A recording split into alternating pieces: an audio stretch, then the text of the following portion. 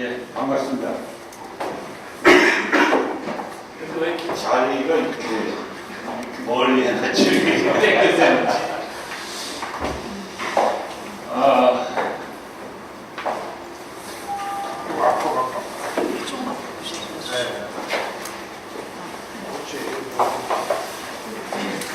여기 8회차라고 그러네요. 재밌었습니까? 네. 재밌었어요? 네. 너무 없어도 A가 없어. 이게 제가 공무원 생활을 한 30년 했는데 공무원들이 사실은 그 내용이 부실해가지고 여러분들이 기대하는 것만 한 내용이 되려는지 모르겠습니다. 제가 나름대로 더군다나 이제 그 중소기업 어떤 경영 전략이다 이런 거를 중소기업 대상으로 해달라 이런 얘기를 하긴 했는데 사실 중소기업에 대해서 좀 깊이 있게 아는 사람은 아니고 제가 주로 저는 그 재무부라면 지금 아시는 분은 아시겠지만 저는 거의 모르실 텐데 재무부에서 생활을 시작해서 금융 업무를 좀 많이 했습니다. 재무부와 기업원이 통합돼서 지금 기획재정부로 되어 있는데 거기서 국정을 하고 금융 업무를 했기 때문에 이제 금융위원회 이제 거기에서 이제 정선위원을 하고 조달청장을 했습니다. 근데 조달청장 할 때 좀 중소기업 업무를 납품을 많이 했죠. 조달청 납품이 아마 한 20조 정도 중소기업 제품을 해를 겁니다. 방문 좀 해보고 그랬는데 그때 중소기업하고는 이렇게 기회가 있었습니다. 그래서 그거 중소기업이라기보다 일반적인 경제 어떤 뭐 이런저런 경제 여건이나 상황들과 좀 중요해가지고 기초적인 거 시작해서 나름대로 한번 정리를 해봤습니다. 참고해 주시고 말씀드릴 순서는 이제 인류가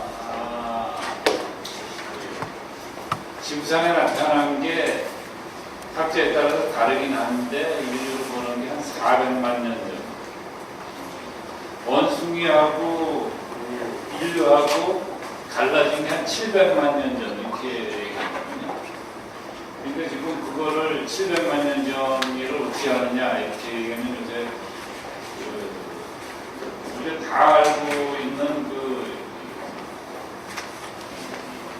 DNA 분석이 발견된 게 1953년입니다. 3년인데 불과 60년뿐이 안 됐는데 그 이후에 발전한 분자 생물학, 더 구체적으로 진화 생물학에 의해서 이 분자가 변화하고 돌연변이 되는 그런 그 과정을 추적하는 게 한 700만 년 전에 원숭이하고 그 인류하고 분화됐다 이렇게 얘기합니다. 그러니까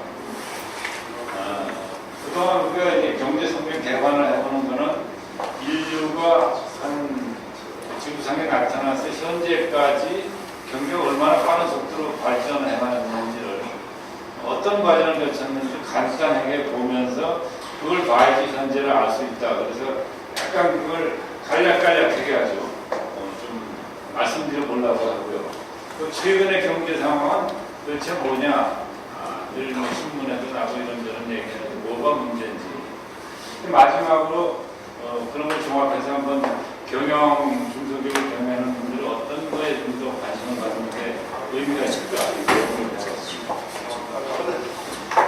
먼저 경제 성장에는 이제 노동 생산성 이런 나오고 요새는 조금 얘기 드리는 것 같은데 옛날에는 노동 생산성 얘기를 많이 했고요. 그다음에 경제혁명이 인류의 어떤 몇 차례 경제혁명이 있었죠.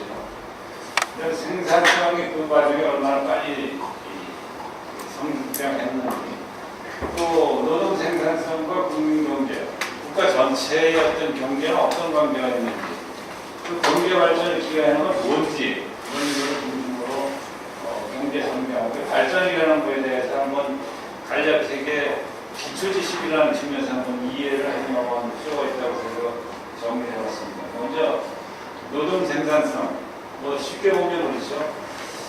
노동량 일정 기간 동안에 얼마나 생산하느냐, 이게 이제 노동 생산성이죠. 이제 예를 드는 거죠. 한 사람이 1년 동안에 쌀 80kg, 이게 이제 이렇게 농사를 지으면은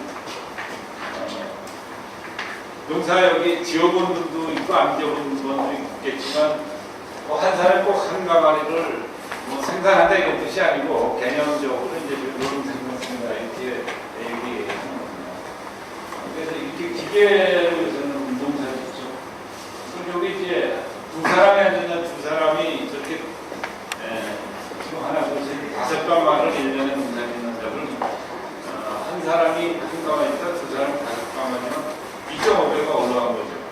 1인당 기준으로. 물론 자본 투자도 있고 기술 발전도 있었습니다만 사람 기준으로 봤을 때는 1.5배 올랐다. 이게 노동 생산성인데 이걸 가지고 보통 노동 생산성이 증가하면 임금 인상을 우리가 얘기합니다. 그래서 기업이 노사 협의를 해서 임금 인상할 때 생산성 증가가 있었느냐 이거 가지고 자꾸 논란을 하는데 이제 저런 개념을 가지고 거거든요. 그 노동 생산성이 증가하면 경제가 성장한다 이렇게 우리가 알고 있습니다. 일반적으로 뒤에 보면 요거 약간의 개념 좀 다른 측면이 있는데 일반적으로는 이렇게 노동 생산성은 사람 기준으로 해서 일정한 기간 내에 얼마나 생산하느냐 이걸 가지고 측정한다 이 개념을 알고 넘어가시면 될 것 같습니다. 경제혁명이라는 거를 말씀드리면 이제 핵심은 농업혁명입니다. 농업혁명이라고 하면 뭐 농사 잘 짓는 게 문제가 아니고 신석기 혁명이라고 해서 최초에 그 씨앗을 뿌리면 이게 자라서 농작물이 된다는 걸 알아낸 거를 농업혁명이라고 하는 겁니다. 사실은 요새 뭐 기교 잘 주가지고 생산성이 갑자기 늘었다 이런 게 아니고 그러니까 인류가 한 400만 년 전 학설에 따라서 370만 년이다 400만 년이다 뭐 여러 가지 학설이 있습니다. 그러니까 400만 년 전에 지구상에 나타나가지고 농사를 짓는 거를 우연히 발견한 게 불과 10,000년 정도뿐이 안 됩니다. 80만 년 정도를 농사를 짓 줄 몰랐기 때문에 돌아다니면서 채취를 하면서 딸기도 따먹고 뭐 사과나무에 사과도 따먹고 자연생을 다 따먹고 돌아다녔던 거죠. 사실 인구도 저 때까지 불과 얼마 많지 않았습니다. 그러니까 그 지구상의 인류가 나타나는 건 굉장히 오래됐지만 먹을 것도 없고 그렇기 때문에 아마 인구도 별로 많지 않았습니다. 근데 10,000년 전에 농업혁명이 가져오면서 인류는 대변화를 겪었습니다. 그게 이제 대표적으로 우리가 생각할 수 있는 게 정착이 가능해진 거죠. 정착이 가능해지면서 사람들은 어떤 문제가 생기냐면 이제 전쟁이 시작되는 겁니다. 정착이 가능하니까 가정도 생기겠지만 자연 상태에서 농산물을 먹을 거를 식량을 확보를 하다가 누군가 농사를 지어놨다. 그러면 배고픈 사람이 농사진 사람이 네 거다 이렇게 봐주지 않는 거죠. 기회가 있으면 다 뺏어 먹는 거죠. 그러니까 뺏어 먹는 게 전쟁입니다, 사실은. 그러니까 한쪽에서는 뺏어 먹으려고 그러고 한쪽에서는 압박하려고 그러고 그러다 보니까 인류는 이제 그때부터 전쟁이 시작되는 거죠. 물론 자연 상태에도 전쟁이 있었지만 그때는 어차피 그 노천에 있는 거 가서 주워먹는 때문에 조직적인 전쟁은 없었는데 정착 생활이 되면서 농업혁명 이후에 이제 전쟁이 있고 농사 짓는 것보다는 전쟁을 뺏어먹는 게 더 효과적이죠. 그게 농사 짓는 것보다 전쟁에 더 투자를 더 많이 하는 겁니다.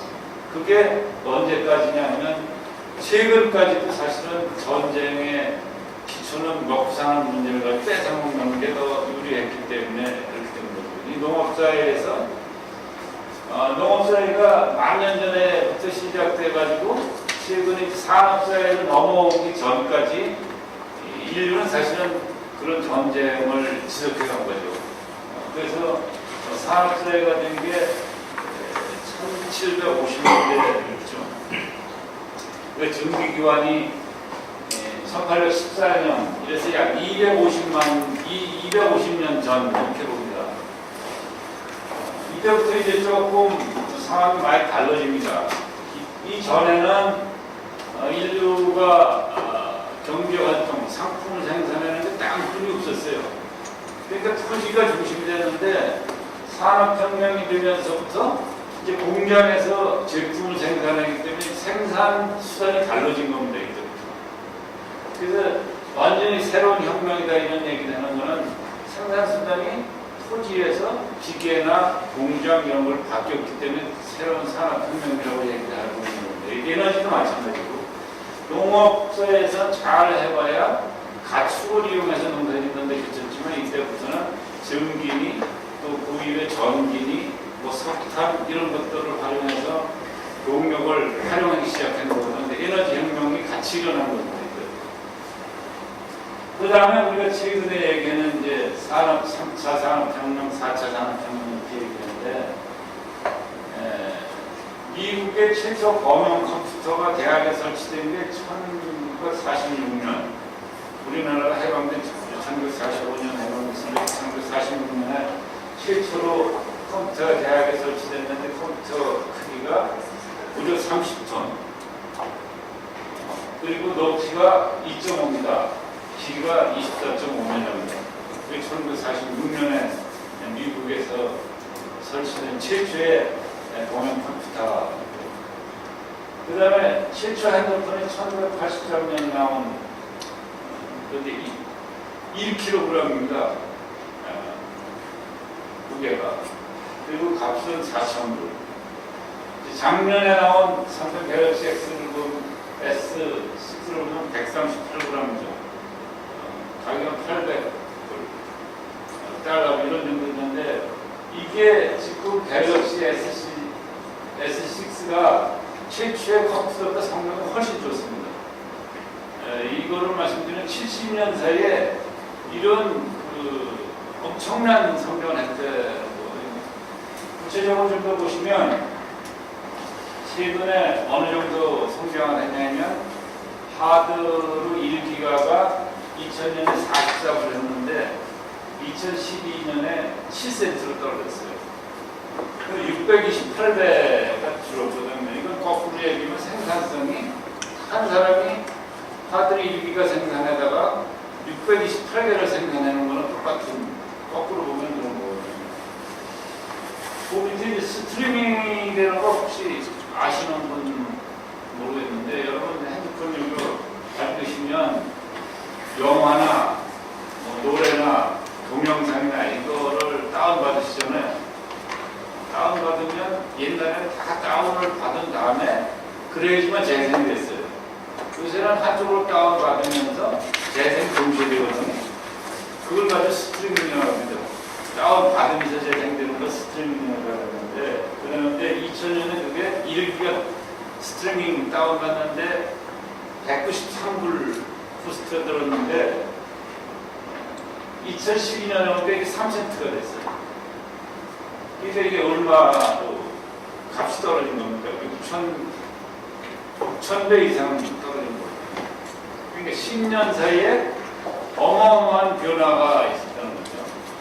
이게 이제 IT 요새 산업이 가져온 결과입니다. 이제 좀 더 보시면, 그래서 이제 산업혁명하고 구분해보면 1차 산업혁명은 이제 그 농업혁명과 산업혁명 크게 보는데, 산업혁명은 1760년대부터 1840년 2차 됐고, 그때 되게 전기기관차, 철도 건설, 그때 이제 기계 생산을 이제 최초에 시작했고, 2차 산업혁명은 19세기 말부터 20세기 초를 보는데, 전기가 그때 이제 발명해서 쓰기 시작했죠. 그런데 에너지가 달라진 겁니다. 조립 생산, 대량 생산이 이때부터 이제 가능해지죠.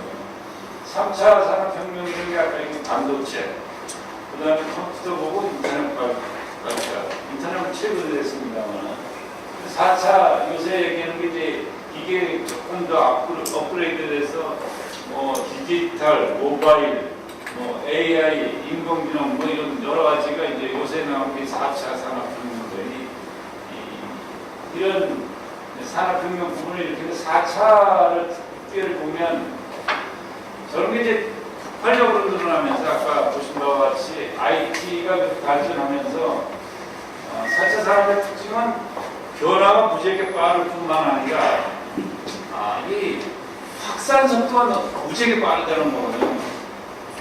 그러니까 어떤 기술 변화가 빨리 되는 것만 아니라 새로운 기술이 나왔다면 보급되는 속도가 엄청나게 빠른 겁니다. 지금.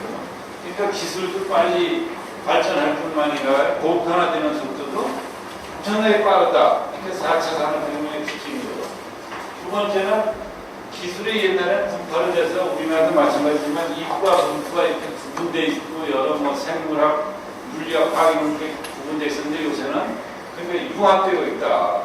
그래서 막 교차되고 있기 때문에 한 가지만 잘해서 되는 게 아니라 엉뚱한 데서 막 다른 일들이 벌어지는 게 서로 연관관계를 많이 가지고 있다는 겁니다.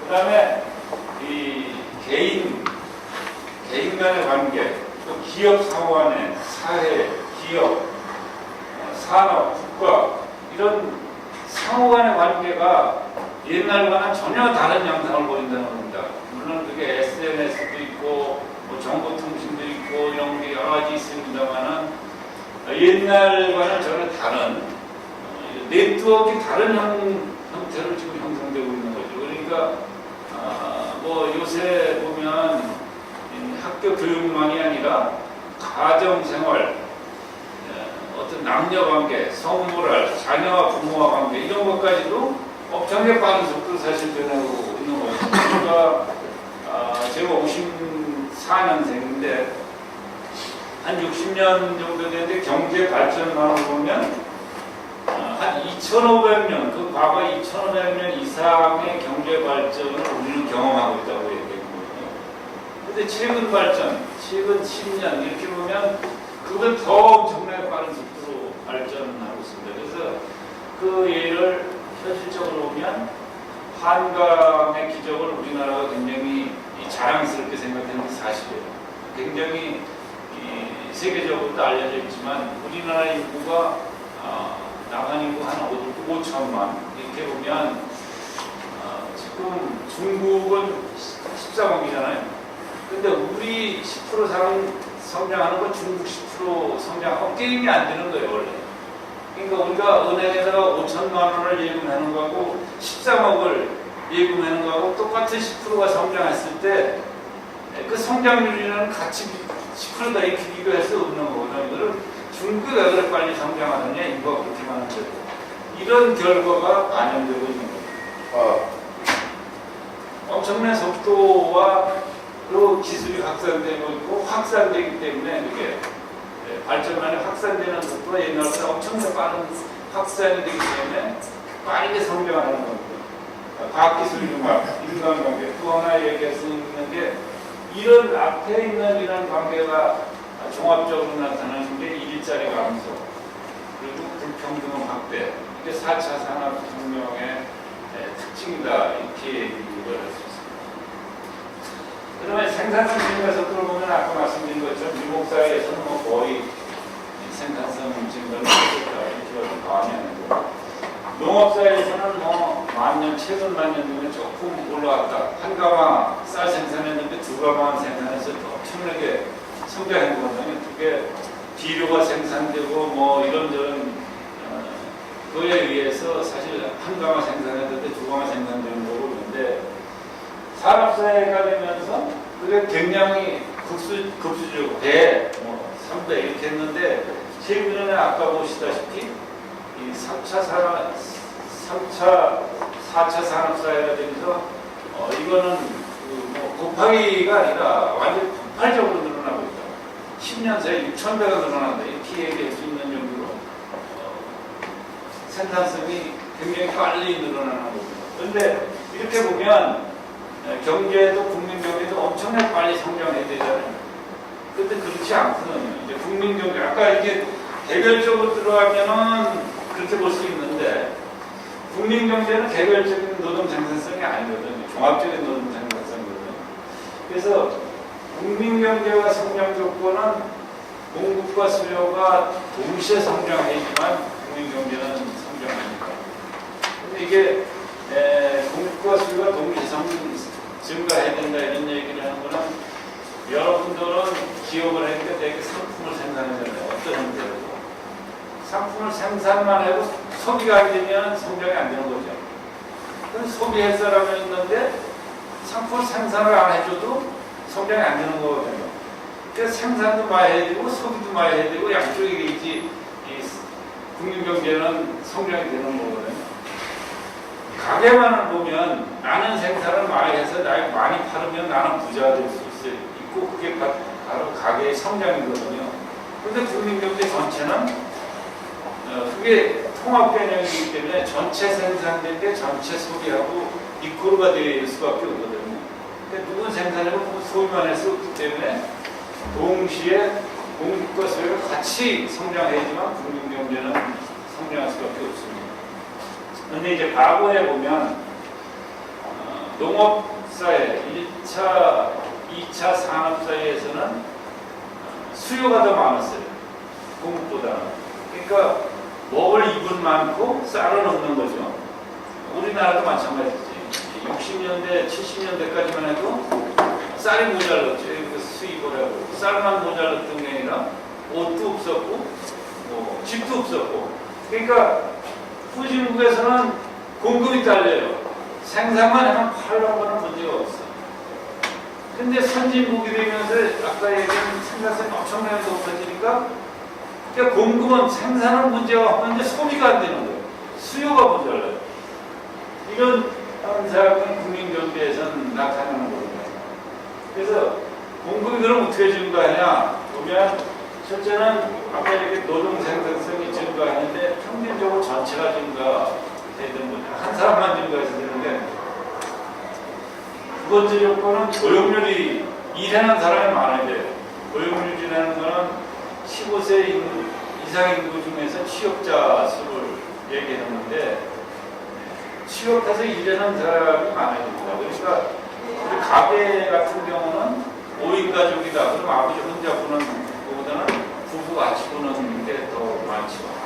물론 아버지 보는 게 줄지 않는다는 조건 하에 와이프까지 나가서 일을 해서 주시면 소득이 주는 거나 마찬가지고 그 취업률이 높아야 되는 거죠. 그건 그다음에 근로시간이 늘어야 되는 거죠.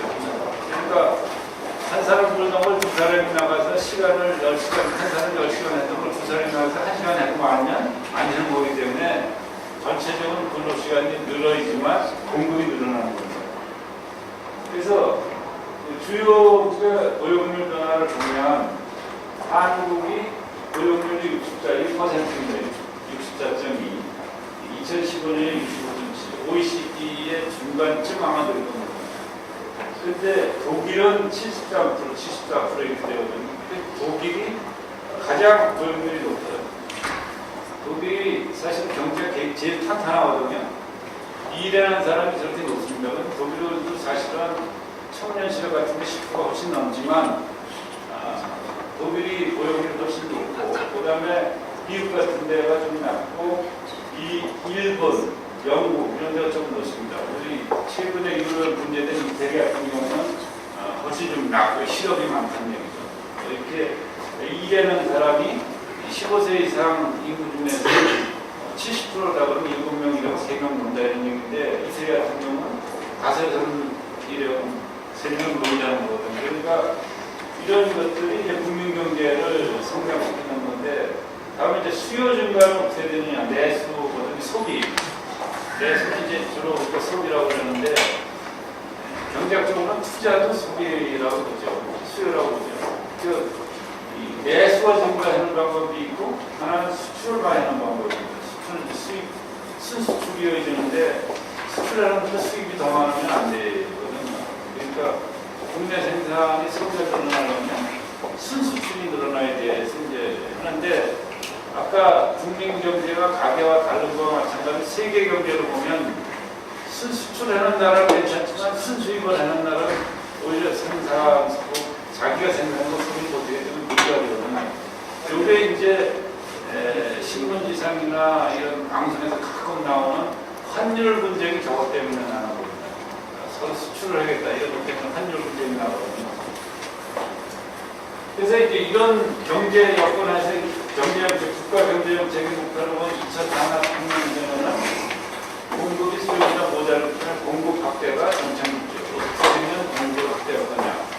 그래서 공장을 세우고 소비만 줄여서 전략을 하고 그동안까지 공장 세워서 일해서 뭘 공급하자. 이게 정책의 국가 정책의 주요 목적이 됩니다. 그 다음에 이런 이론을 가지고 이론적으로 하면 공급은 스스로 수요를 창출한다. 공급만 하면 수요가 제대로 생겨요. 우리가 이게 핸드폰이라는 게 있는지도 몰랐는데 핸드폰을 생산해서 팔으니까 사가서 쓰잖아요. 이게 수요가 생기는 거거든요. 그래서 이게 원래 옛날에 우리가 보릿고개나 이럴 때 식량이 죽을 때는 식량을 생산하면은 먹을 사람이 많았지만 이 스티브 잡스가 얘기하는 것처럼 이런 거는 이런 게 좋다는 걸 만들어서 줘보니까 내가 이런 게 필요했다 이렇게 하는 새로운 수요가 생기는 거죠.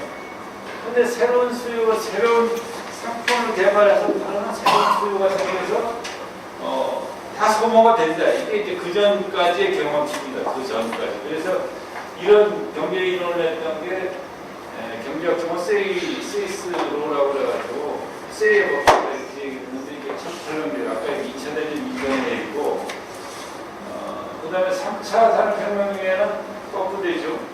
공장 생산, 대량 생산이 시작되면서 수요가 못 따라가는 거예요. 옷을 엄청나게 만들어내는 필요가 없어요. 이게 제국주의 전쟁이 생기고 이런 것도 이제 비슷한 이때부터 생기는 거거든요. 이제 컬러 문제 때문에. 그래서 정책 목표는 수요를 확대하는 거예요. 이때부터. 그래서 대표적인 게 뭐냐면 여러분들이 많이 들어보셨겠지만 1529년 이후 대공황이 대표적으로 터지는 거예요. 수요가 모자라서 와인 생산을 따진 문제가 더 이상 팔지를 못하니까 생산 중단되는 거예요. 공장이 수덕되면서 해고가 되고 경제 침체를 빠지는 겁니다. 이걸 해결을 못했어요.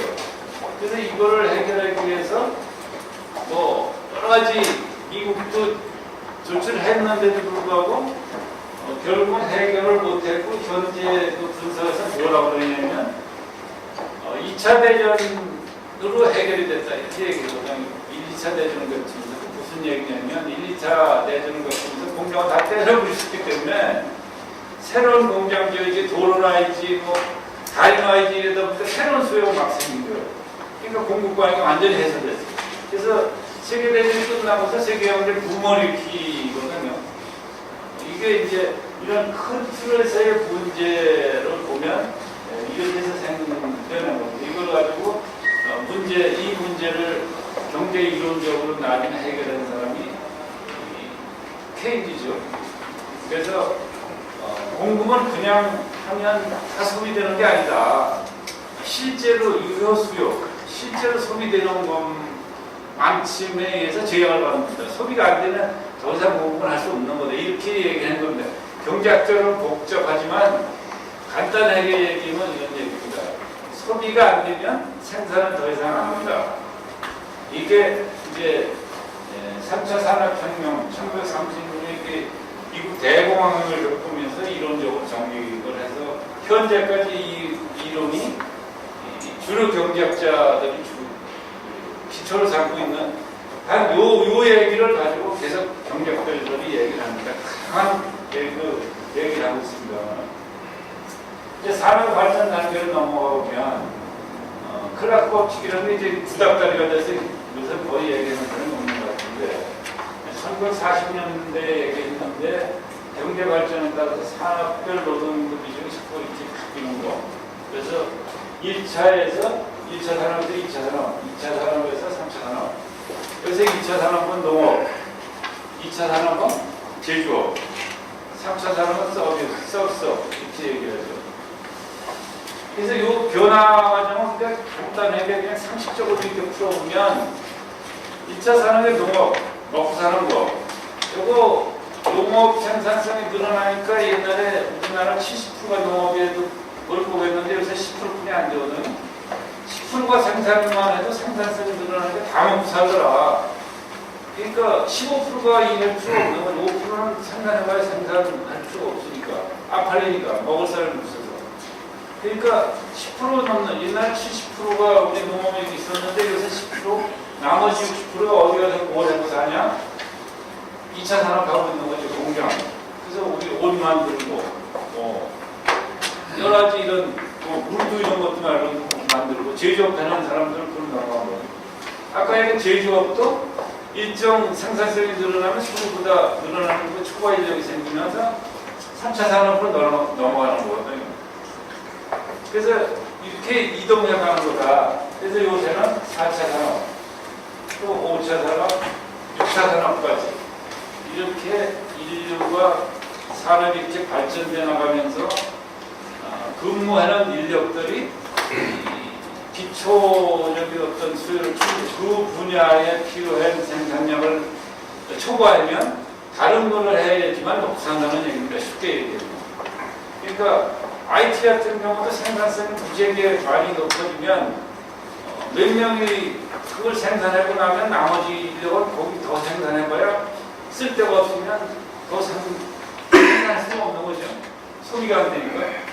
이런 과정이 이제 어디까지 갈는지는 모르겠습니다만 현재 이렇게 진행되고 있다. 그러니까 최초에 얘기한 거는 2차, 2차, 3차 그래서 선진국 3차 산업 비중이 높다는 게 우리가 학교 다니고 이럴 때 배운 거고 그 이후에 이렇게 한 30년 전, 20년 전 이렇게 그 이후에도 세계 경제가 이렇게 엄청난 변화를 보여주는 거예요. 그다음에 성장 기여도가 그래서 아까 이제 노동생산성 측면 얘기할 때 하루에 얼마나 우리가 생산할 수 있냐 이런 얘기를 했는데 성장 기여도를 분석해보니까 그게 아니더라. 이게 87 노벨 경제상을 받은 사람이 분석했는데 기계나 노동이 기여한 거는 성장의 14%뿐이 안 된다.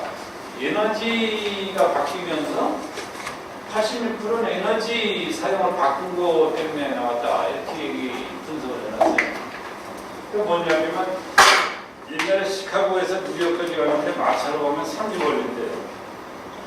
3주 동안 가야 되는데 서둘러 오니까 3일 걸렸대요. 근데 이게 10년 만인데 10년 만에 3주 걸리던 게 3일 걸렸으면 7배 빨리 간 거죠.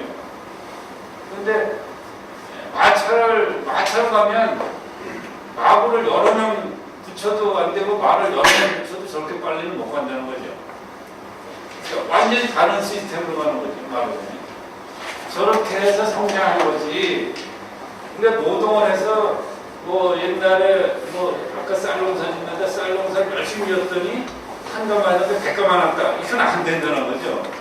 그래가지고 기술 발전이 성장의 동의이다. 그런데 특히 이 분석은 에너지가 중점적으로 역할을 했다.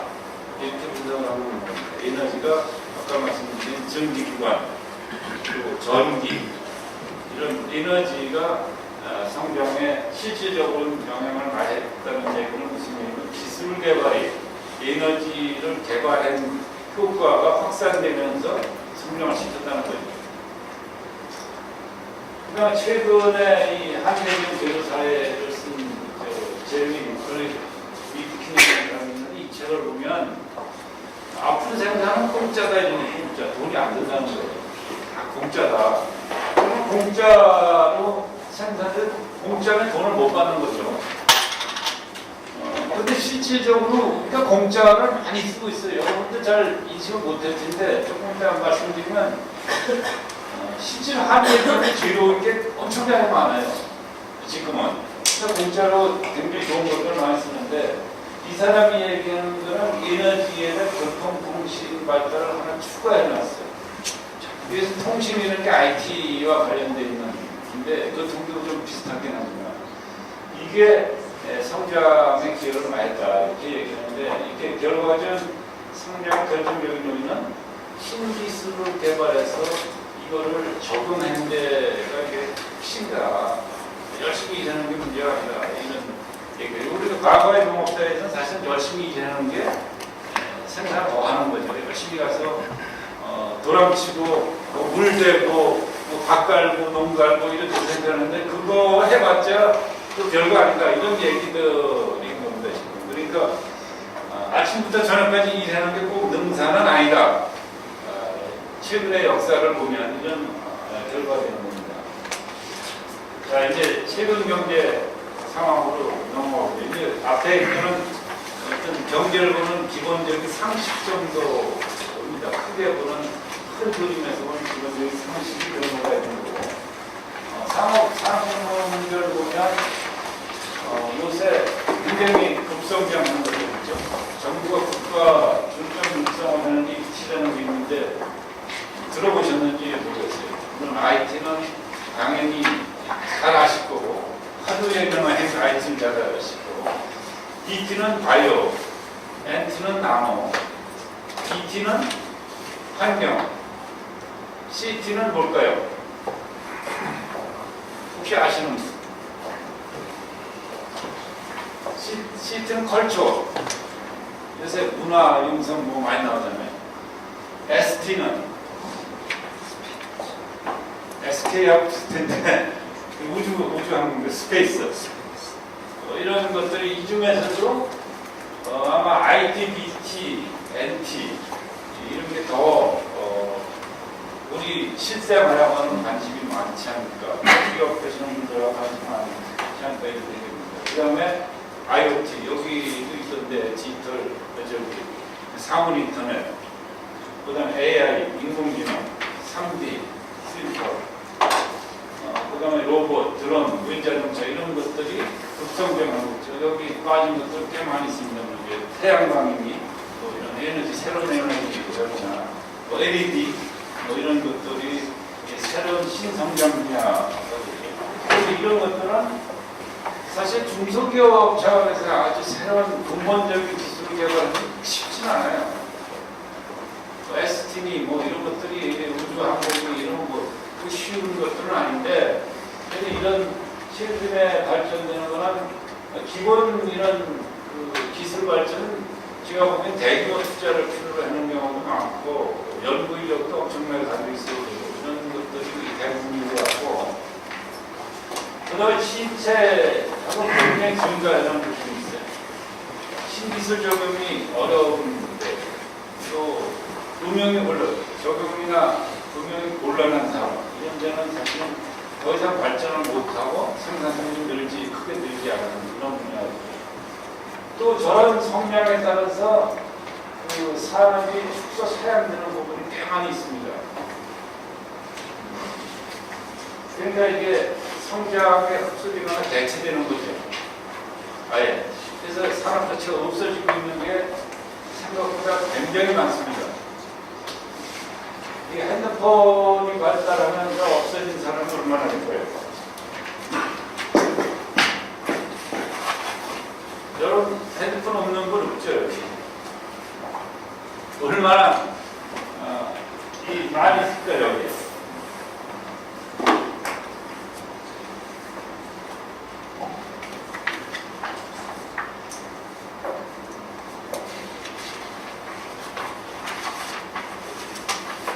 엄청나게 많습니다.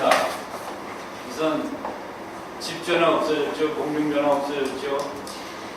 카메라 다 거의 없어졌죠. 또 뭐가 있을까요?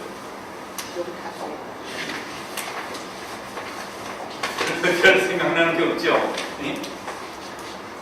엄청나게 이 내용들이 여기 보면 이것 때문에 없어진 사람이 엄청납니다. 엄청나. 자, 한번 볼 거예요. 보세요. 전화 당연히 이거를 사라졌지만 삐삐니 뭐 이런 거 사라진 거는 흔적도 없이 사라졌죠. 지도, 내비게이션, 우편, SNS 다 통한되죠. 사전 다 없어졌습니다. 요새. 이거 가지고 다 사전도 뭐 기가 막힌 사전이잖아요. 이게 뭐든지 생겨서 사전 만드는 회사 다 나오겠죠. CD 음악, 파일 뭐 다 그렇죠. 신용카드 여기 지금 들어와 있죠. 삼성 회 여기 들어와 있고 다 이런 거 쓰죠. 달력, 또 시계, 수첩, 녹음기, 카메라, 컴퓨터, 계산기, 건강 체크까지 해줍니다. 은행 일도 이걸 다 보죠. 사무실이 이제 이동 사무실 됐어요. 여기 사장님들 가시면 꽃침서 일보잖아요. 이게 없으면 전혀 불가능한 거예요. 그러니까 여기에서 기업이 없어지고 거의 문 닫기도 얼마나 중세한 상황. SNS 보면 SNS가 저기 뭔 얘기냐면은 우리가 현지대 시인 쓰는 것만이 아니라 인터넷이 발달되니까 사실은 오프라인 신문이 다 죽고 있어요. 예전 잡지, 책 이런 것까지도 요새는 이쪽으로 자꾸 넘어오고 있거든요. 거의 거기 종사하면서 다 실직하고 없어졌어요. 근데 우리 그거 모르고 있죠. 또 아까 말씀드렸잖아요. 거의 공짜다. 이거 파일 복사해서 쓰는데 다 공짜예요. 사전 찾아보는 거, 뭐 음악 다운받아 음악 듣는 거 다 공짜예요. 근데 그게 비용이 안 들어요. 파일 복사하는 거 비용 안 들잖아요. 강의 안 만들어서 여러분 배포하는데 돈 내고 이거 복사 돈 거의 안 들잖아요. 몇 푼 안 들어요. 이걸 오프라인으로 했으면 그렇지 파일로 했으면 그냥 디지털 카피 했으면 돈 안 들어요. 사진은 엄청나게 찍어도 거의 돈 안 들어요. 거의 다 공짜일 수 있거든요. 이렇게 되는 걸 가지고 아까 제르미 리스킹이 앞으로는 거의 다 공짜 사회로 갈 거다 이렇게 얘기해요. 그래서 태양열 발전을 얘기할 때 뭐라고 얘기했냐면 태양열 발전이 이 IT의 발전 속도에 어음 발전으로 매년 모르겠어요. 정확히는 모르겠는데 그 사람 주장에 의하면 1년에 따블씩 발전한다는 거예요. 따블씩 발전한다는 건 직방 능력이 따블된다는 거예요. 따블되면 태양광을 발전으로 쓰는 게 지금 이만한 직광판이 필요하면 1년에 그 반만한 직광판이면 동일한 발전을 한다는 거거든요. 비용이 그만큼 떨어지면 이제 한전이 필요 없어지는 거죠. 결국 그 한전 같은 경우는 2차 산업사회에서 대규모 네트워크, 발전부터 송신, 소비자까지 가지고 있는 그 체계적으로 관련한 어마어마한 이 조직 체계를 가지고 움직였다는 거예요. 근데 태양광이 되면 집 앞에 직광판 하나만 있으면 돼요. 전선 다 없어지죠. 수신 다 없어지죠. 송수신 전기 송신 과정에서 누수지는 전력이 엄청나게 많은데 그런 거 다 없어지거든요.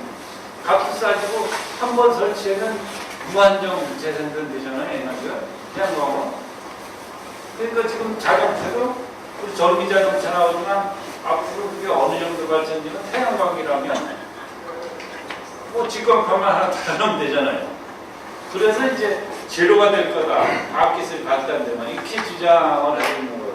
그러니까 그게 얼마나 어느 속도로 관련된지 모르지만 그건 다 공짜인데 누가 일하느냐. 뭘 해서 팔아먹을 거냐. 사서는 다 공짜 쓸 수 있는 누가 돈 주고 사서 쓰냐. 이런 얘기를 했는데 이제 앞으로 시대가 변한다는 주장입니다. 그래서 높은 생산성으로 인해서 하는 게 무료화되고 있고 공장이 핸드폰 공장을 빨아들이고 있다. 이 주장들이 있어요.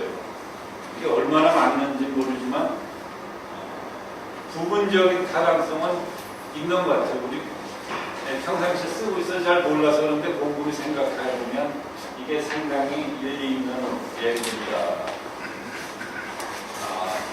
이게 이렇게 분야별 이렇게 성장 분야를 중심으로 얘기했는데 국민경제 전체 상황을 보면 이렇습니다. 아까 말씀드린 것처럼 신기술, 자동화동 생산성 엄청나게 높도록하고 있어요. 앞으로 농업 생산도 IT, 사물 인터넷 이런 거에 의해서 자동으로 생산이 돼서 나올 때 사람이 가서 농사질 필요 없는 시대가 되면 할 일 없잖아요, 농민들. 결과적으로. 여기도 IoT 아이디어 센터인가 뭐 해놨는데, 이제 IoT 얘기하는 사람들은 그런 얘기를 하거든요. 이제 그런 것들이 농업 생산도 사람이 할 필요가 없다. 온도, 습도 이런 거 다 IT 칩에 의해서 자동 조절해서 생산될 거다. 그러면 한번 설치만 해놓으면 계속 생산되니까 원가가 엄청 떨어지겠죠. 그래서 생산은 앞으로 점점 자동화되고 기술되면서 엄청나게 늘어난다. IT 이런 파일 복사만이 아니라 다른 분야도 엄청나게 늘어날 거다. 그런데 수요는 계속 늘어날 수가 없죠. 그러니까 수요는 집차는 거죠.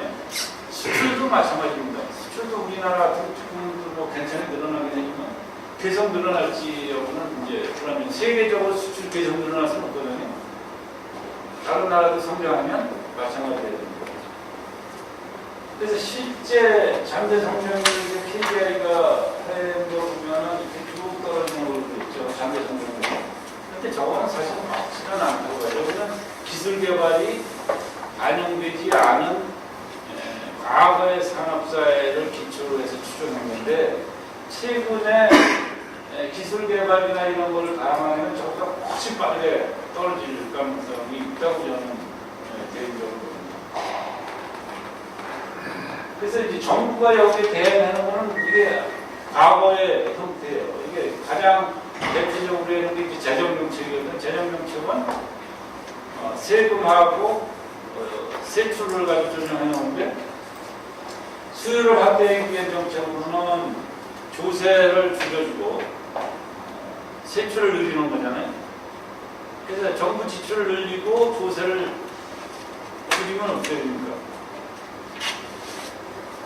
재정 적자가 늘어나죠. 또 지출이 많아지니까 자산 버블이 생깁니다.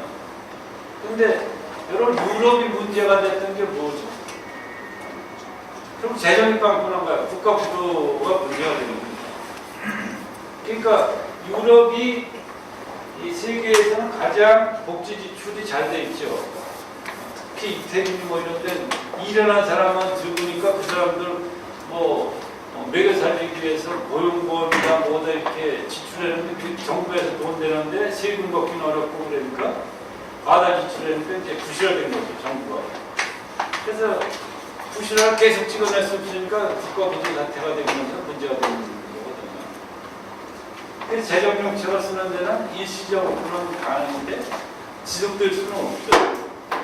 일시적으로 경기가 과거에 우리가 얘기하는 2차 산업사회나 이런 때 약간 경기가 침체했다, 불경기가 왔다 이렇게 후경기가 왔다 그럴 때 그 조정하는 역할을 할 수 있지만 지속적으로 재정이 이런 수요를 창출하는 기능을 갖고 있지 않거든요. 두 번째가 금융정책입니다. 돈 찍어내는 거죠. 그래서 재정정책을 쓰면 국가가 재정적자가 많고요. 금융정책을 통화보복을 하거나 금리를 인하하면 가계부채가 늘어나죠. 돈 꿔가지고 집도 사고 자동차도 사고 그러니까. 돈을 안 불고 꾸어서 쓰면 빚이 늘어날 수밖에 없죠. 결과적으로. 가계부채가 우리나라 지금 가계부채 1,300조죠. 통화공급을 하면 재정은 문제인데 가계부채가 문제가 되는 거죠. 그러니까 수요를 정부 책임으로 지울 거냐, 가계 책임으로 지울 거냐가 정책 선택의 문제예요, 사실은. 근데 어느 것도 지속 가능성은 없어요. 가계부채도 무작정 계속 은행에 돈 빌려주면 나중에 은행이 부실해서 무너지겠죠. 불가능한 거죠. 그 다음에 나머지가 예외정책입니다. 원화를 평가절하는 거죠. 원화 평가절하가 무슨 뜻이냐 하면 책에서 보면 굉장히 어려워요. 평가절하 어쩌고 그러는데 간단하게 생각하면 달러보다 우리 원화를 1,000원 해놓고 1,200원 2달러, 1달러 사는 거거든요. 원화 잘하니까. 그럼 어떻게 되냐면 우리 물건을 싸게 파는 거예요. 거꾸로. 그래서 수출이 자연스럽게 하기 위해서 원화를 절하죠. 근데 이 원화를 싸게 해야겠다는 얘기는 우리 부모는 비싸게 받으려고 그러는데 해외에 대해서는 싸게 팔렸다. 그게 이 현정책의 핵심이에요. 근데 이거만 싸게 팔으라 그러니까 우리나라 물건을 모두 거리로 다 싸게 파는 방법이거든요, 저거는. 그러니까 수출은 좀 더 될 수가 있어요. 근데 문제가 뭐냐면 우리나라 수출이 다르면 수입해가는 나라는 자기네 물품이 안 팔리면서 공장이 자기네 공장 세워야 되잖아요. 그러니까 저걸 가지고 뭐라 그랬냐면 실업을 수출하는 거다 이렇게. 우리나라 싸게라도 돌려가지고 공장에서 일해서 이익거리를 만들어내는데 외국 사람들은 너들 놀아라 이래서 얘기하거든요. 그러니까 실업을 수출하지 못하게 위해서 미국 애들이 항상 환율 조작국 이래가지고 시비 거는 게 그거거든요. 환율 조작국이라는 다른 게 아니고 자국 화폐를 따로 평가 절하는 거예요. 그러니까 내 임금을 좀 덜 받겠다. 그래도 내 걸 사가라. 이래는 게 환율 정책입니다. 이게 다른 게 아니고. 그러니까 쉽게 보면 그런 거예요. 저걸 뭐 복잡하게 해서 뭐 환율 계산하고 뭐 저거 그런 건데 사실은 원안에는 건 저렇고 실업 수출이 되기 때문에 저것도 지속 가능성이 없어요. 왜냐하면 상대국이 수입을 해가지고 많이 쓰다가 자기 공장에는 자기네 돈이 없어가지고 더 이상 수입을 할 재간도 없어요, 사실. 그러니까 수출도 적정한 수준에서 멈추는 수밖에 없거든요. 그래서 처음에 저희가 국민경제 성장을 할 때 공급과 수요가 같이 성장해야 된다는 것은 양쪽 하나만 돼가지고는 어느 정책을 써도 해결 방법이 장기적으로 되지 않습니다. 이 종합해보면 고성장과 침체가 분야별로 지금 공존하고 있죠. 그래서 불균형이 침체하는 데가 많아지면서 이 불균형이 확대되고 있습니다. 두 번째는 생산성이 증가하면서 공급은 많이 아까 침체하는 분야도 사실은 공급은 계속 확대할 수 있어요. 우리 옷 같은 거 사주기만 하면 얼마든지 만들어낼 수 있어요. 수요는 부족해요. 이런 거 하나 사면 떨어져서 유행이 지내서 버리기 전에는 안 떨어져요. 이게 안 떨어져요. 제가 바바리랑 가셨는데 바바리 제가 영국 가서 하나 84년도에 산 거 있는데 지금도 있거든요. 지금도 칠거 하나 가져왔는데 84년도에 가져왔는데 하나도 안 떨어져요. 안 떨어져.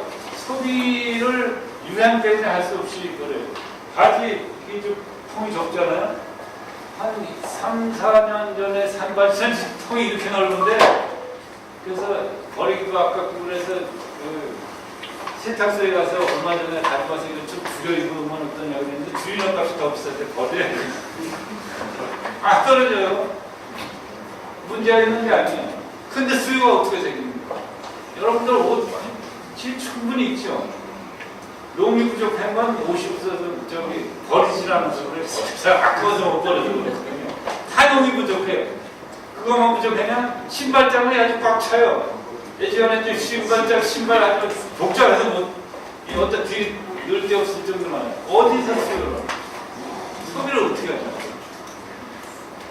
등산화도 몇 개씩 있고 골프화 몇 개씩 있고 뭐 여름 거 있고 겨울 거 있고 마음에 안 들면 또 하나 사놓고 뭐 버리기는 않고 그거 아주 돌짓덩어리거든요. 이런 정도로 수요는 침체되어 있어요. 이 수요를 침체를 축소시키는 또 있습니다. 이 말씀드렸지만 아까 말씀드린 정책 수단으로 이걸 해결할 수 있는 게 지금 한계가 있다. 어떻게 해결할 방법이 없다. 이게 선진국을 우리나라를 통해서 주요 선진국이 지금 당면하고 있는 겁니다. 그러니까 구체적으로 들어가면 이런저런 얘기를 많이 좀 큰 틀에서 이렇게 보면 이게 추구가 어려고 생각보다 어렵다. 그래서 이렇게 종합해보면 전체적으로 저성장이고 그 다음에 두 번째는 실업이 늘고 있다. 생산성이 아주 풀하면서 일자리가 엄청나게 늘고 있다. 또 하나 그러면서 양극화 확대입니다. 이 양극화 확대가 사실은 굉장히 문제거든요. 그래서 여러분 요새 보시지만 미국 트럼프 현상, 영국, 브렉시트, 또 두테르테 이런 서민들의 어떤 불평이 표출되는 현상들이 왜 나타나는 거예요? 결국 양극화거든요. 우리나라도 그 정도가 생각보다 는 심각하다고 봅니다. 여러분들 중에는 뭐 자녀가 대학 졸업해서 취직해놓은 연배에 계신 분도 있고 조금 덜 되신 분도 있는데 아마 요새 대학생 졸업해가지고 취업이 얼마나 어려운지 얘기 정도는 많이 들었습니다. 정말 어렵습니다. 이게 왜 그러냐? 일자리가 없어지고 있어요. 일자리가 없어지면 양극화가 제일 오잖아요. 물론 중소기업하고 대기업하고 임금 격차 뭐 이런 얘기도 했는데 그거는 아무것도 아니에요. 그래도 어디 취업해서 먹고라도 살면 괜찮아요. 그런데 또 다른 문제는 중소기업은 그래도 인력 구인난이라고 그랬죠. 상당히 구인난이긴 하지만 큰 틀에서 보면 아직도 인력가 많다. 그런 얘기죠. 아까 취업률에서도 보면 우리나라는 65%인데 거기 같은 75% 10% 정도 여유가 있어요. 그래서 우리가 인구가 지금 인구 절벽이다 이런 얘기 했는데 글쎄 그걸 모르겠어요. 인구가 줄면은 일할 사람도 줄지만 소비할 사람도 줄거든요.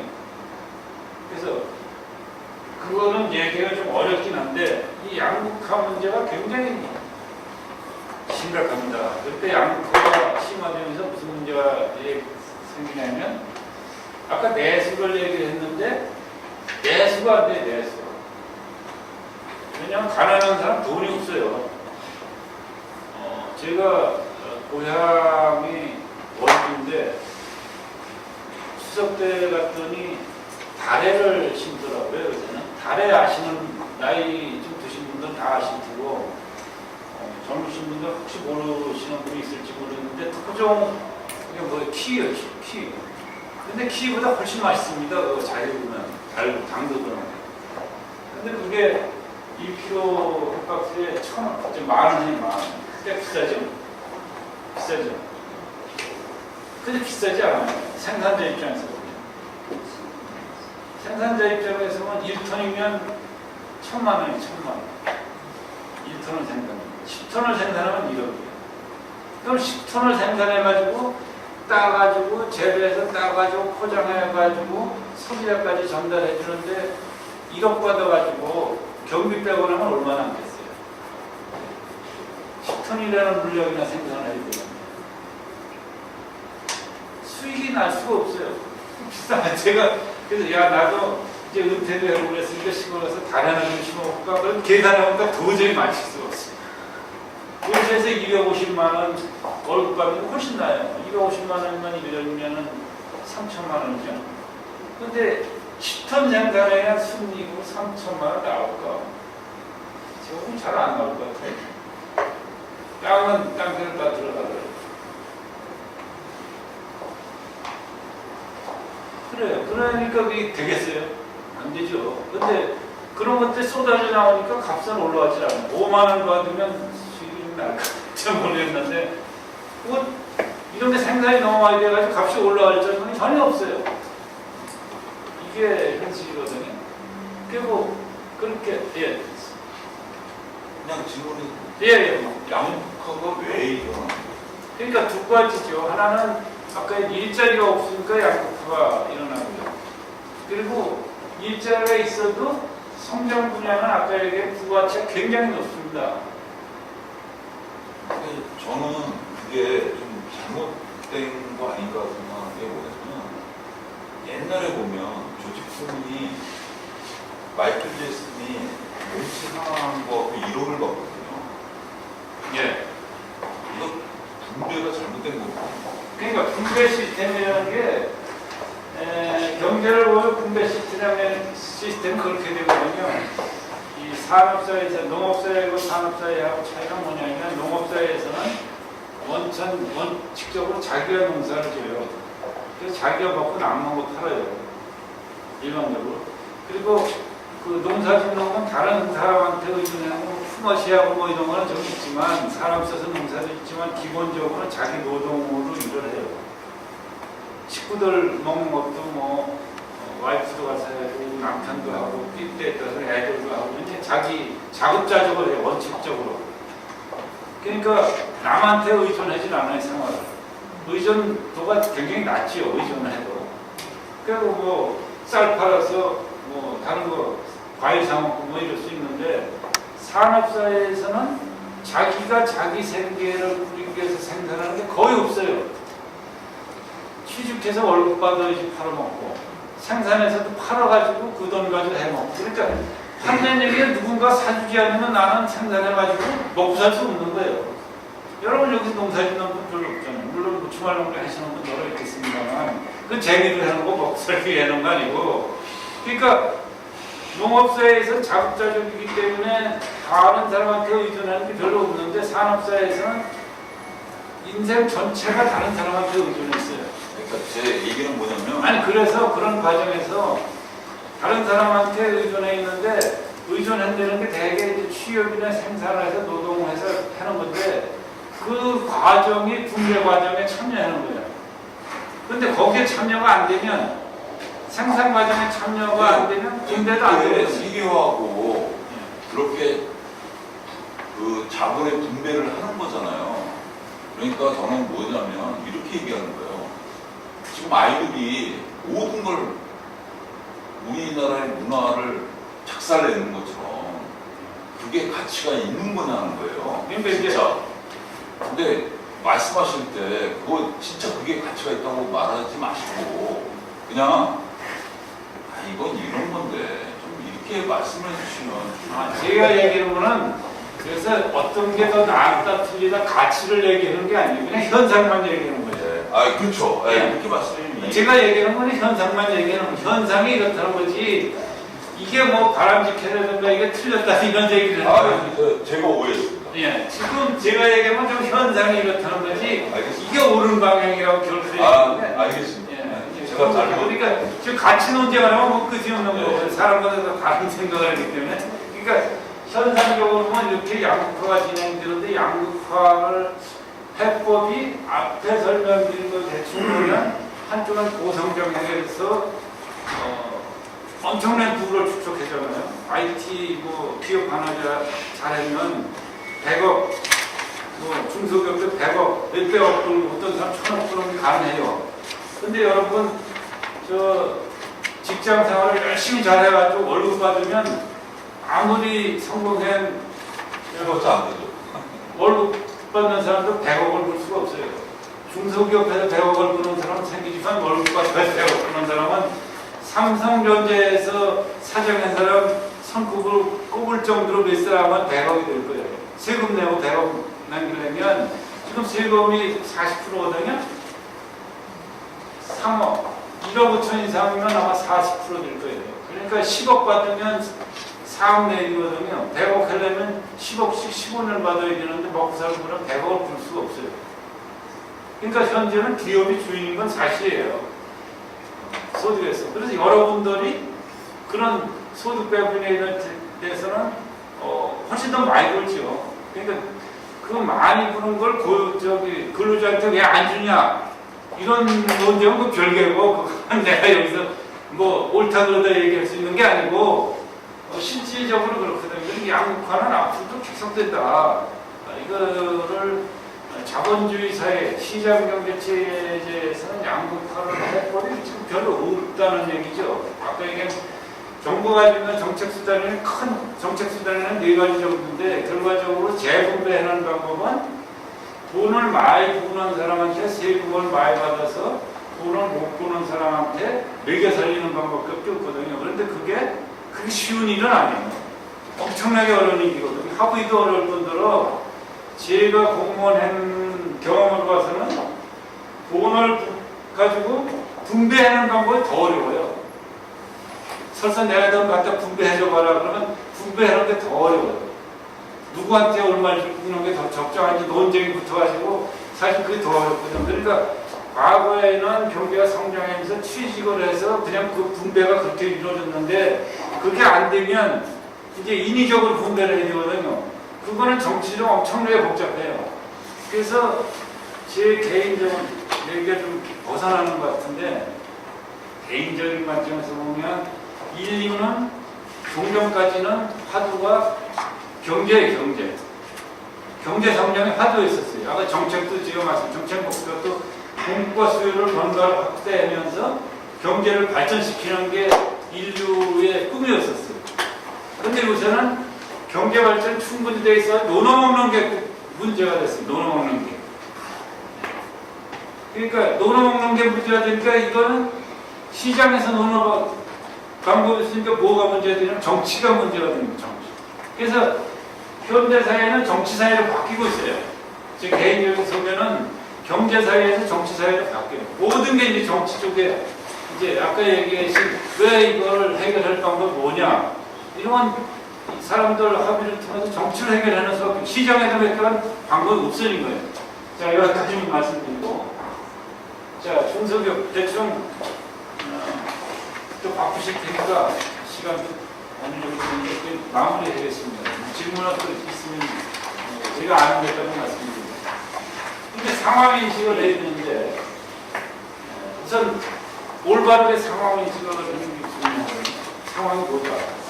근데 앞에 얘기는 제가 상황에 대해서 현대 전반적인 그림에 대해서 말씀드린 거고, 이런 상황 하에서 우리는 어떻게 할 거냐 등불리고 이거가 적절한지 모르겠는데 한번 제가 설명을 드려보겠습니다. 우선 인식을 어떤 측면에서 하느냐 관점이 중요한데, 첫째 이런 어항의 고기가 있어요. 어항의 고기는 어항 안에 세계만 알잖아요. 어항 밖에 세계는 몰라요. 근데 이렇게 들고 가는 거에 대해서 자기가 얼마나 이동하는지 잘 모릅니다. 우리가 지구상에 다리를 붙이고 살아서 우리는 움직이지 않아요. 그런데 지구는 엄청나게 빠른 속도로 돌잖아요. 공전과 자전을 하는데 우리는 아무 거기에 대해서 영향을 안 받아요. 뭐 자기장이나 이런 게 좀 있겠지만 인식을 못해요. 그래서 어항은 어항 안에 것만 알아요. 그래서 이거는 작은 변화고 내부 변화뿐이 알 수가 없어요. 사람이 사는 게 자기 환경과 자기 변화뿐 몰라요. 자기와 다른 분야에서 일어나는 걸 알 수 없어요. 그런데 실제로 큰 변화는 외부에서 더 많이 일어나고 인식할 수가 없어요. 그래서 이런 인식의 관점을 어떻게 갖느냐를 항상 내 분야에서만 들여다볼 게 아니라, 요새는 아까 얘기한 부부관계부터 시작 부자관계, 친구들 관계 이런 것도 다 변해갔어요. 과거와 달라요. 지금은 실질적으로 가게에서도 저는 가정이 해체되고 있다고 생각해서 여러분들 여기 나왔지만, 남자분들은 와이프가 하루 종일 뭐 하는지 모르고, 여자분들은 남편이 하루 종일 뭐 하는지 모르고, 애 친구들은 누구하고 노는지 잘 몰라요. 그렇게 되면 서로 모르면 대화가 안 돼요. 문제는 소통이 안 됩니다. 실제로 얘기하다 보면. 그러니까 저녁에 같이 자는 구분이 안 돼. 남남 비슷하게 되는 게, 저녁에 바꿔 자면 되는 거나 뭐 비슷하게 돼가지고 이게 그 과거에 같은 정체성이 없었어요. 똑같은 가정이면 지금 가정의 상황이 달라졌습니다. 그 다음 인식의 위치. 이게 지리산 계곡인데 계곡에 있으면 보는 게 좀 더 자세하게 볼 수가 있어요. 뭐 앞에 인식의 관점이랑 비슷한 건데, 근데 여기 아름답지만 천왕봉 꼭대기 가면은 좋게 썰렁하고 바람 부시냐고 그래요. 근데 보는 관점의 차이가 뭘까요? 밑에서 보는 거하고 위에서 보는 관점이 뭘까요? 우리가 큰 조직이나 작은 조직이나 똑같습니다. 대통령이 천왕봉에서 봐야 되는데 계곡에 내려와서 물고기를 잡고 앉았으면 나라 경영은 못하죠. 그런 겁니다. 계곡의 내용은 이렇게 뛰어볼 수 있는데 큰 방향 설정은 못해요. 방향은 높은 데서 봐야 돼요. 그 위치에 따라 달라요. 그런 이거 불가피한 겁니다. 이게 누가 능력이 있고 없은 문제가 아니에요. 근데 여러분이 사장 입장에서 보는 거하고 직원 입장에서 보는 거 차이가 나는 게 불가피한 거예요. 왜 너는 그렇게만 하면 되냐 이러는데, 그런 관점의 차이가 자기 업무 범위에 대해서 보는 거하고 전체 보는 거하고 차이가 있어요. 어쩔 수 없이. 그걸 그 상황을 거꾸로 한다고 되지는 않아요. 잘. 생각보다 그렇지 않습니다. 그러니까 우리가 상황인식이라는 게 한다고 생각했는데 그렇지 않다는 거죠. 변화 속도, 이게 한방하고입니다. 굉장히 느리게 가죠. 밑에 댐을 막아놔서 굉장히 느리게 하는데 요새는 이렇게 폭포가 쏟아지는 것처럼 변합니다. 이게 과거에는 한강하구처럼 이렇게 가는지 안 가는지 모를 정도로 인식이 그랬었는데 현재는 이렇게 폭포가 어지러울 정도로 빨리 변하는 상황. 그런데도 우리가 그렇게 느낍니까? 어지러울 정도로 변하는 거를 그냥 그렇지 않아요. 그러니까 이런 인식이 우리가 이제 인식을 저런 걸 똑바로 인식을 해야 된다. 그런 노력이 필요하다는 얘기. 상황인식이라는 게 생각처럼 다 알고 있는 것 같지만 그렇지 않다는 얘기죠. 그래서 중소기업 경영전략을 중요한 기술이 워낙 빠르니까 독자적인 기술, 신기술을 활용하는 것, 틈새 시장, 변화대응, 좋은 얘기입니다. 좋은 얘기긴 한데 현실성이 어느 정도인지 모르겠습니다. 그래서 독자적인 기술 보면은 제가 조사 청년했을 때 경험적으로 보면 성장하는 기업은 전부 아웃소싱을 합니다. 뭘 했냐면 되게 기획하고 그 다음에 팔로 두 개를 가지고 있어요. 생산은 아웃소싱해요. 다른 중소기업은 그렇게 하더라고요. 그 노사 문제도 훨씬 부담이 적다고 그러더라고요. 그래서 아웃소싱을 통해 가지고 기술 개발 여력을 확보하는 게 중소기업도 필요하다. 물론 5명 있는데 아웃소싱에서 집이 있으면 그것도 레벨이 많기 때문에 획일적으로 해결할 수는 없지만 기술 개발에 하기 위해 노력이 필요하다 그랬어요. 그 정부 출연 연구소장 이런 거 용의 시각으로 이런 게 있는 굉장히 중요한 거라고 생각합니다. 저는 중소기업 공동연구실 주기청 관련 일도 중소기업 진흥공단 등 여러 군데 이런 것들이 있어요. 그래서 수시로 이런데 얘기를 많이 들을 필요가 있다. 그 다음에 신기술을 적극적으로 습득하는 게 필요하다. 우리가 이걸 위해서 지속적으로 학습을 해야 되는 거죠. 한번 세상이 워낙 바쁘게 빠르게 변하기 때문에 학습을 하면 발이 뒤쳐진다. 그리고 그런 신기술을 배워가지고 실용 내가 하는 쪽에서 이걸 신기술을 활용할 수 있는 방법 뭐가 없는 거에 대해서 끊임없이 고민해야 되는 거다. 내 분야에 갖다 접속시키는 거거든요. 그런 노력이 필요하다. 지금 대기업 LED가 한 4, 5년 전만 해도 우리나라 부머리를 정도로 LED 기업이 굉장히 많았어요. 근데 사실 중소기업들 다 LED 칩을 생산하지 못해요. 다 전등 모양을 바꾸고 이런 것만 하거든요. 그러니까 LED 칩은 대기업이 해요. 그걸 갖다가 전등 제작하고 이러는 건 좀 더 모양 내고 이러는 건 중소기업이에요. 대기업은 또 그런 게 회의화돼서 한계가 있기 때문에 물론 잘 나옵니다. 이런 것들을 관심을 가져야 된다. 그래서 관심을 계속 가져야 되고 한국의 R&D 투자 현황을 보면 우선 GDP 대비로는 우리나라 세계 2위입니다. 굉장히 투자를 많이 하고 있어요. 근데 금액보험으로 보면 6위. 제일 많이 하는 데가 밑에 보면 미국, 일본, 중국, 독일, 프랑스, 한국 이렇게 되어 있는데 밑에 건 억불입니다. 억불. 540억 불. 아니, 억불이죠. 그러니까 금액으로 보면은 미국의 한 10분의 1분이 안 되죠. 상당히 많은, 그래서 많은 지출을 생각보다는 많이 한다. 제가 보기로는 민간이 74% 가까이고 정부는 20%. 그리고 대기업이 이런 데 삼성 이런 데 투자가 많아서. 그다음 틈새 시장. 그냥 틈새 시장이 존재하느냐는 문제가 있어요. 그런데 정부도 마찬가지지만 대기업이 되면 이 모든 분야를 커버할 수가 없어요. 도저히. 그리고 기업이 조직이 크면 되게 관료해야 됩니다. 조직 운영이 경직적일 수밖에 없어요. 이재용이가 뭐라고 한마디 하면 그게 말단까지 움직여지려면 거기에 이의를 다는 사람이 많으면 움직여지지 않기 때문에 큰 조직은 획일적입니다. 대개 생산도 개별 구체적으로 만들 수가 없잖아요. 그래서 생산품도 획일적이에요. 그러니까 그 틈새를 놓고 틈새가 생기게 마련해 반드시. 그러니까 대기업에 해는데 같이 경쟁하려면 깨지지만 저 틈새를 알고 대기업 생산품 사이에 무언가 있는 것을 찾아서 중소기업이 생산을 해야 된다. 근데 중소기업의 장점이 있어요. 아까 대기업 거꾸로죠. 중소기업은 좀 더 유연하게 할 수 있어요. 아까 제가 아웃소싱을 한다고 했는데 중소기업이 아웃소싱을 한다고 했는데 일반적으로 대기업이 아웃소싱을 하는 줄 알았는데 대기업의 아웃소싱은 힘듭니다. 대기업의 아웃소싱은 대기업하고 중소기업이 이 아웃소싱을 하면 그 하청업체들이 대기업하고 내고하기가 힘들어요.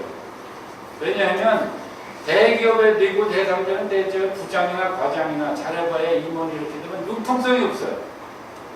그러니까 얼마 해와라 이렇게 그냥 일방적이에요. 근데 중소기업끼리 하면 서로 많이 알기 때문에 내고가 돼요. 야 그렇게 하면 나 망해. 믿죠? 이게 되는데 대기업하고 중소기업은 잘 안 돼요. 그러니까 일방적이에요.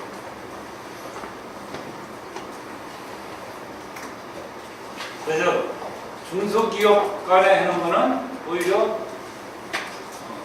융통성이 있어서 아웃소싱이 가능하다. 그건 왜냐하면 최종 결정자가 항상 전면에 나와서 결정을 해서 적정한 수준의 타협이 가능한데 대기업하고는 일방성이기 때문에 그런 것도 잘하게 돼서 사실은 상생이 대기업 중소기업은 생각처럼 상생이 잘 되는 것 같지는 않죠.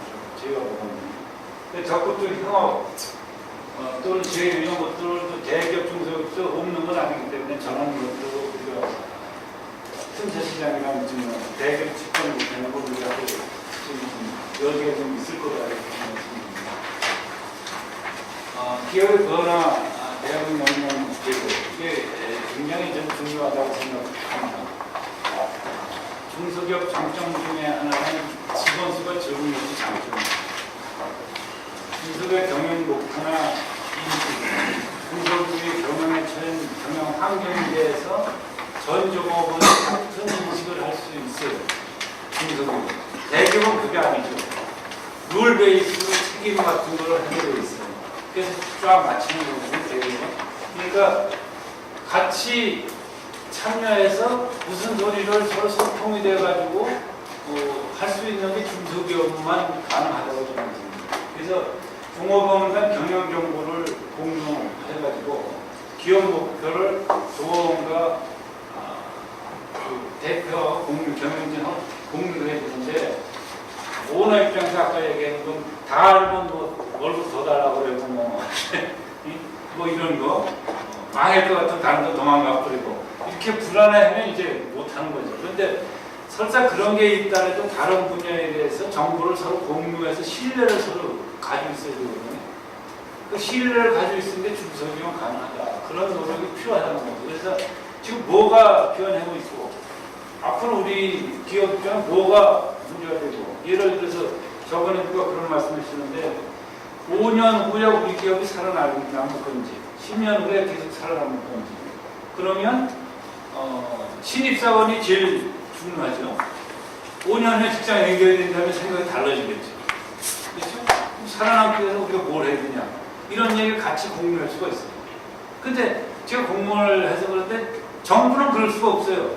정부가 없어지니까 우리가 뭘 하자 이런 얘기가 통하지 않잖아요. 근데 기업은 이익공동체이기 때문에 돼요. 우리가 무엇을 목표로 했는데 그걸 하기 위해서 우리가 뭘 어떻게 할 거냐 30명이 모여서 얘기를 할 수가 있어요. 신입사원 너는 여기 20년 30년 있어야 되는데 이해관계라는 측면에서 오너도 이해관계지만 그 사람은 굉장한 이해관계거든요. 그러니까 이해관계라는 측면에서 그 사람 생각은 뭔지 우리가 지금 상황이 이런데 5년 후에는 어떻게 될 건지 걔네들 관심 굉장히 많거든요. 사실은 오너만 관심이 있는 게는 종업원도 관심이 많다. 그걸 이끌어내서 같이 얘기를 해서 그런 인식을 공유할 필요가 있다는 거죠. 그리고 창의적 조직분위기 뭐 되게 많이 들었을 거예요. 되게 많이 들으셨을 텐데 제가 얘기하는 거는 그렇게 얘기를 하면서 터놓고 얘기해서 뭐를 좀 더 잘할 수 있냐 뭐를 바꾸면 좀 낫겠냐 이런 얘기를 하면 우리나라 사람들이 여기서 질문하거나 물어보면 아무도 얘기 안 해요. 얘기하면 표정도 별로 없어요. 한국 사람들 활발하게 얘기하는 토론 문화가 안 되는데 처음에는 안 되지만 얘기 들으면 다른 걸 얘기 듣고 가서 다른 걸 보면 아 옛날에 저런 얘기를 했는데 관심을 또 가질 수 있어요. 처음에 한두 번 안 되면 세 번, 네 번 하면 관심 보고 본 걸 와서 얘기해요. 자기가 뭘 고쳐야 될 거를 듣고 와서 자기 분야에서 생각을 해요. 그러니까 이런 그 브레인스토밍을 정기적으로 해서 인식을 공유하고 우리가 처한 우리 중소기업의 처한 상황 또 우리 그 분야의 기술 발전 상황 우리 업계의 상황 우리 회사의 문제 이런 걸 같이 논의하면 사람들이 적극적으로 능동적으로 참여할 수 있다고 저는 봅니다. 왜냐하면 그 사람들은 이해공동체이기 때문에 기업이 많으면 자기도 직장이 없어지는 거거든요. 오너는 물론 손해를 보지만 아까 말씀드린 것처럼 현대사회는 누군가에 의해서 자기가 필요를 해야지만 먹고 사는 사회이기 때문에 그게 자기가 뭐 취직이 아무 때나 막 된다 이런 사회는 아니고 지금 점점 어려워지기 때문에 그런 거를 공유하면 일체감을 가지고 중소기업이 활로를 찾아가 나갈 수 있다. 모든 기업에 똑같은 활로는 없어요. 그렇잖아요? 각자 다르기 때문에 그런 다른 활로를 찾는데 전두간의 공동 합심이 될 수 있다면 반드시 또 활로를 찾을 수 있다고 저는 생각합니다. 오늘 혼자만 생각을 해서 되는 게 아니라고 저는 개인적으로는 좀 그렇게 생각합니다. 제가 중소기업을 경영 안 해서 어느 정도 타당성이 있는지 모르지만 여태까지 이렇게 제가 듣고 보고 느낀 바에 의하면 그게 그 안에 한 키워드는 될 수 있다 이렇게 봅니다. 자, 이상 제 말씀을 마치고 경청해 주셔서 고맙습니다. 혹시 질문 있으시면 없습니다.